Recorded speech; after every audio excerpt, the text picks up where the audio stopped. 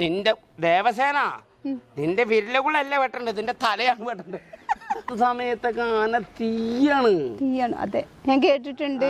തീയാണ്, അതിന് മുട്ടാൻ നിക്കണ്ട. അത് ഒരു കാലത്ത്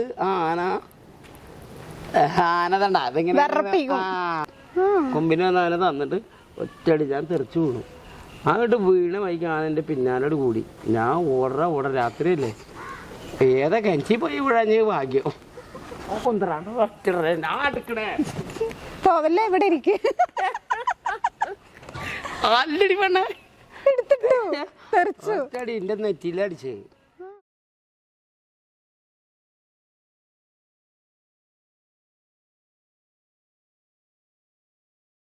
ശങ്കേളെ, ഇതാരാണെന്ന് മനസ്സിലായില്ലേ? എന്തിനാണ് ഈ മുതലിന് എനിക്ക് പ്രത്യേകിച്ച് നിങ്ങളുടെ മുന്നിൽ പരിചയപ്പെടുത്തി തരുമൊന്നും വേണ്ട. ഇപ്പം കണ്ടവനും എപ്പോൾ കണ്ടവനും ഒരുപോലെ ചിരിപ്പിക്കാനും ചിന്തിപ്പിക്കാനും അതുപോലെ സ്നേഹിച്ച് കൊല്ലാനും കഴിവുള്ള ഒരേ ഒരു ആശ നമ്മുടെ റോക്കി ബായ്. അതെ, ഓക്കെ ബായ് ചേട്ടാ. എന്ത് വിശേഷം? സുഖല്ലേ? ഞാൻ വെട്ടണം. അപ്പൊ സുഖം.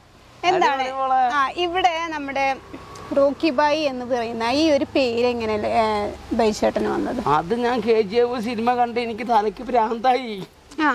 അങ്ങനെ ഞാൻ KGF റോക്കിയായി. എനിക്ക് അങ്ങനെ ഭയങ്കര ഇഷ്ടമാണ്. അങ്ങനെയാണോ റോക്കി? പിന്നെ ഞാൻ 3 ഇറക്കുന്നുണ്ട്, അപ്പൊ ഞാൻ വരും.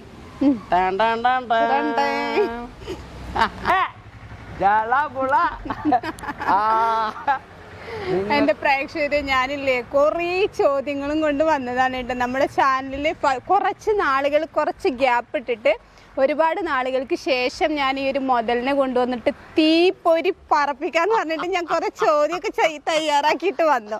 പക്ഷെ ഇങ്ങേരുടെ കൂടെ ഇരുന്ന് ചിരിച്ച് ഞാൻ അതൊക്കെ മറന്നുപോയി. എന്താണെങ്കിലും തത്സമയം കിട്ടുന്ന ചോദ്യവുമായിട്ട് നമുക്ക് തകർക്കാം, അല്ലല്ലോ ബൈചേട്ടാ? അതാണ്. പിന്നെ നമ്മുടെ റോക്കി ബായുടെ വിശേഷം നമുക്ക് ആദ്യം മുതൽ നമുക്ക് നമ്മുടെ രാജശേഖരൻ, സോറി, അയ്യോ എനിക്ക് തോന്നിയത്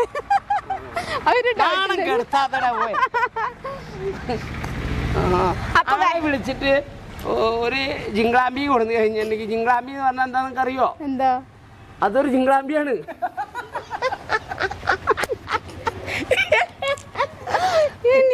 ഇതിലാണ് നിങ്ങൾ വിജയിക്കാൻ പോണത്.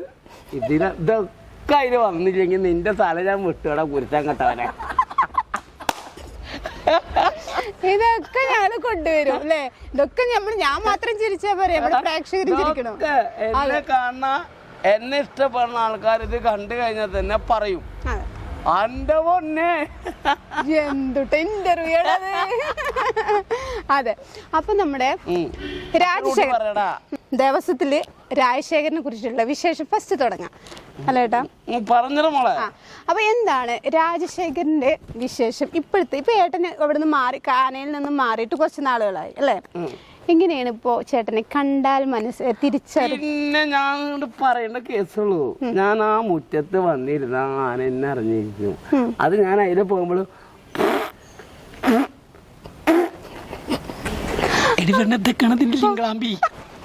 ഓക്കെ ഗൈസ്, എന്തൊക്കെ കമന്റ്, ഇതിനൊക്കെ എന്തൊക്കെ കമന്റ് വരുമെന്നൊന്നും എനിക്കറിയില്ല കേട്ടോ. ഞാൻ ചിരിച്ചു വരിക്കും. അപ്പൊ നമ്മള് രാജശേഖരനേക്ക് വീണ്ടും നമുക്ക് തിരിച്ചു തരാം. നമ്മുടെ രാജശേഖരനെ ഫസ്റ്റ് ആയിട്ട് എഴുന്നള്ളിച്ച അമ്പലമാണ്. അതെ. അപ്പോ എത്ര വർഷമായി ചേട്ടാ ഈ ഒരു അമ്പലത്തില്, അതായത് ദേവസ്വത്തിൽ വർക്ക് ചെയ്യാൻ തുടങ്ങിയിട്ട്? ഞാൻ 15 വർഷമായി. ഇപ്പൊ 15 വർഷമായി. എത്ര വർഷം? 12 വർഷം, 13 വർഷത്തോളം ആ ആനപ്പ തന്നെ മാത്രം. അങ്ങനെ കറക്റ്റായിട്ടൊന്നും എനിക്ക് പറയാനൊന്നും അറിയില്ല. എന്നാലും ഒരു നിഗമനത്തിൽ പറഞ്ഞു. കുട്ടിയേ. ഓക്കെ ചേട്ടാ, എത്ര വയസ്സിലാണ് നമ്മുടെ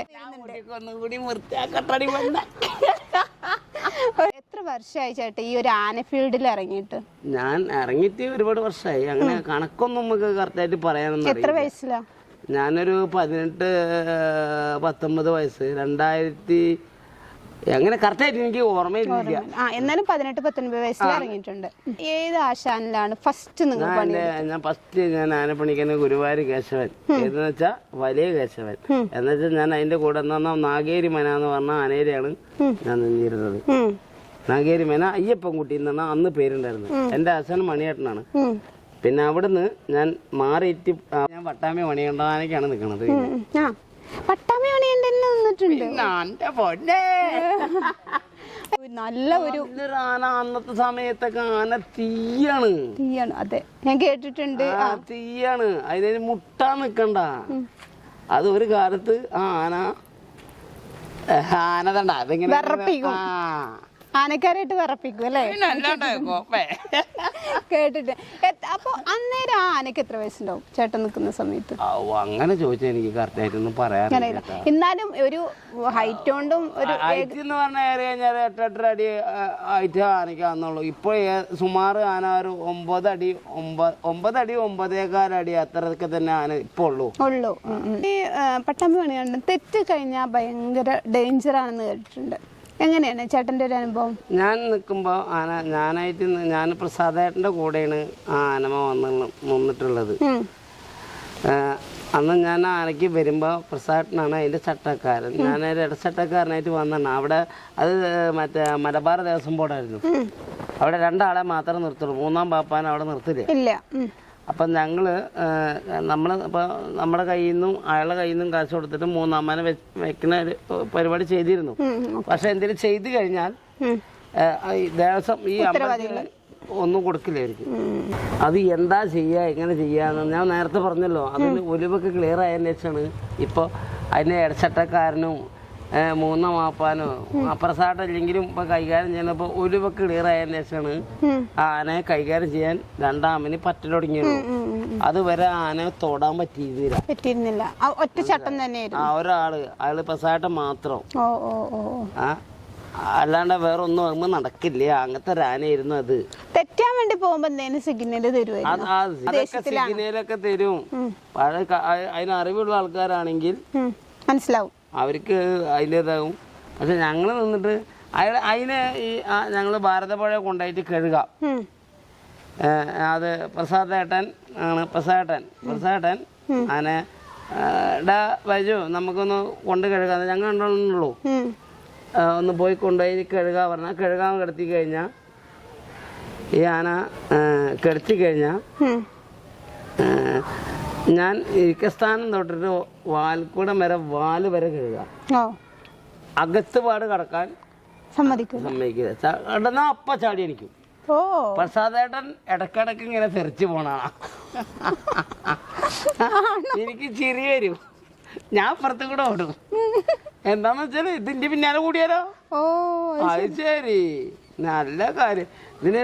ഇതിനെ വട്ടൊള്ളിന്ന് ഈ ആന വട്ടൊള്ളിന്ന് അയച്ചിട്ട് ഞങ്ങള് പട്ടിത്തറ എന്ന് പറഞ്ഞ സ്ഥലത്തിന് എന്താണ് ബട്ടീരമ്പലത്തിൽ ബട്ടീരമ്പലോ ബട്ടീരമ്പലത്തിൽ കൊണ്ടുപോയിട്ടാണ് ആനക്ക് ഒലി കൊടുത്തത്. അവിടെയുള്ള ആൾക്കാർ എന്നെ ആ നാട്ടിലുള്ള ഒരു ചെക്കൻ സുനി അങ്ങനെന്താ പേര് തോന്നും, അവനും വെച്ചു 3 ആളാക്കി. പൈസ ഞങ്ങൾ 2 ആളിന് ഷെയർ ഇട്ടിട്ടാണ് 3-ാമന് കൊടുക്കുന്നത്. ഞാൻ അവിടുന്ന് എന്തോ ഒരു ചെറിയ സീനൊക്കെ ആയിട്ട് മാനേജറായിട്ട് ഒരു ചെറിയ സീനായി. അന്ന് അയാളുടെ വീട്ടിലാണെന്ന് ഞങ്ങള് ഭക്ഷണത്തിന്റെ കാര്യങ്ങളൊക്കെ മാനേജറിന്റെ പെങ്ങളുടെ വീട് അങ്ങനെ എന്തായിരുന്നു അതെനിക്ക് കറക്റ്റായിട്ട് അറിയില്ല. ഞാൻ ബക്കറ്റിൽ വെള്ളം കൊണ്ടുവരും, പാത്രം കഴുകും ഇതാക്കും. എന്നിട്ട് ചോറൊക്കെ ഞാൻ വെക്കും. പ്രസാദേട്ടൻ ആ മുകളിൽ അവിടെ കിടക്കും. ഞാൻ ചോറ് വെക്കും, കൂട്ടാൻ വെക്കും, ഒക്കെ വയ്ക്കും. ഈ ആന എന്നിട്ട് അങ്ങനെ എന്തോ ഒരു വയറ്റ് ഞാൻ ഒരു ദിവസം വരാൻ വൈകിട്ട് മാനേജർ എന്നോട് കരിപ്പായി. അങ്ങനെ ഞാൻ അവിടുന്ന് അവിടുന്നാണ് ശ്രീനിവാസൻ നിൽക്കുന്നത് അല്ലേ? അത് എന്നോട് പുതുശ്ശേരി ഉടമസ്ഥൻ അനീഫ പറഞ്ഞ അനീഫക്ക എന്നാണ്. അവിടെ പുതുശ്ശേരി പ്രഭു മുട്ടണ്ട. പുതുശ്ശേരി പ്രഭു എന്താണ് മുട്ടണ്ടെന്ന് പറഞ്ഞില്ലേ ചേട്ടൻ? എന്തുകൊണ്ട്? പിന്നെ അടിച്ചിന്റെ തൂരെ കളിയിട്ട് ഞാൻ എന്റെ വിനേട്ടെന്നാ പറയാ. അടിച്ചു ദൂരെ കളഞ്ഞോ? പിന്നെ അല്ലാണ്ട് അതാ കുന്നംകുളത്തെ അവിടെ ഒരു അയ്യപ്പമളക്കിന് പോയിട്ട് അപ്പൊ ഞാൻ അങ്ങോട്ട് പറഞ്ഞു. അപ്പൊ ഇവിടെ ഈ അറച്ചു വെക്കല്ലോ അമ്പലത്തില്, അങ്ങനെ അറച്ചു വെച്ചിട്ട് അയ്യപ്പമളക്ക 3 ആന ഉണ്ട്. ആ 3 ആന അത് പറഞ്ഞുതരാം ഞാൻ. ഒന്ന് കൊണാർക്ക് ഗണപതി, ഒന്ന് ചെമ്പൂക്കാവ് വിജയകമ്മ. അതന്നെ തോന്നുന്നു ചെമ്പൂക്കാവ് വിജയാണ്. ഞങ്ങളുടെ ആനയാണ് എഴുന്നള്ളിപ്പാന.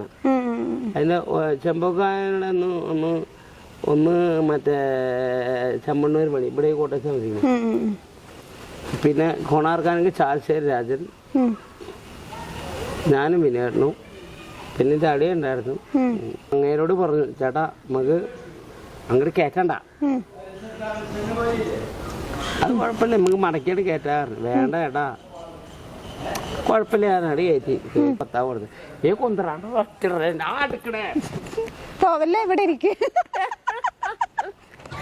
ആല്ലടി പെണ്ണ തെറിച്ചു ഒറ്റടി എൻ്റെ നെറ്റിയിലടിച്ച് കൊമ്പിന് വന്നാലും തന്നിട്ട് ഒറ്റടി ഞാൻ തെറിച്ചു വീണു. അങ്ങോട്ട് വീണ വൈകി ആനൻ്റെ പിന്നാലോട് കൂടി. ഞാൻ ഓടറ രാത്രിയല്ലേ, ഏതാ കിണറ്റി പോയി വിഴാഞ്ഞ് ഭാഗ്യം.